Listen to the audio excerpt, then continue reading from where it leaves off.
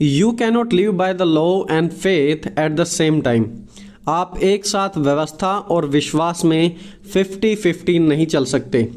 देखिए किस प्रकार प्रेरित पौलुस ने कहा, गलातियों 3 अध्याय उसके 1 से 3 आयत में इस प्रकार लिखते हैं, हे निर्बुद्धि गलातियों, किसने तुम्हें मोह लिया?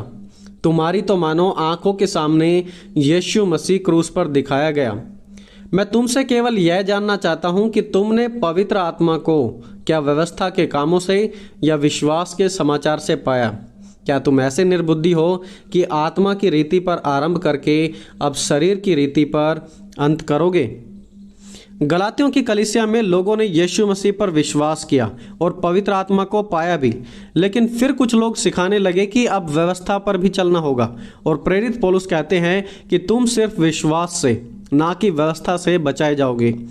आगे हम पढ़ते हैं गलातियों 3 अध्याय उसके 22 से 25 वचन में इस प्रकार लिखा हुआ है, परंतु पवित्र शास्त्र ने सबको पाप के अधीन कर दिया, ताकि वह प्रतिज्ञा जिसका आधार यीशु मसीह पर विश्वास करना है, विश्वास करने वालों के लिए पूरी हो जाए। पर विश्वास के आने से पहले व्यवस्था की अधीनता में हम कैद थे। शब्दों पर ध्यान दें यहाँ पर।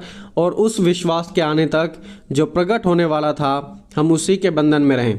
इसलिए व्यवस्था मसीह तक पहुँचाने के लिए हमारी शिक्षक हुई है कि हम विश्वास से धर्मी ठहरें, परंतु जब विश्वास आ चुका है तो अब हम शिक्षक के अधीन ना रहें।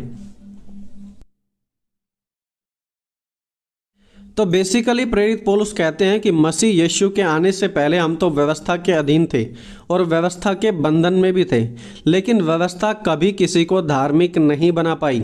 विश्वास ही धार्मिकता देता है। और अब क्योंकि विश्वास आ चुका है तो अब हम व्यवस्था के अधीन ना रहें।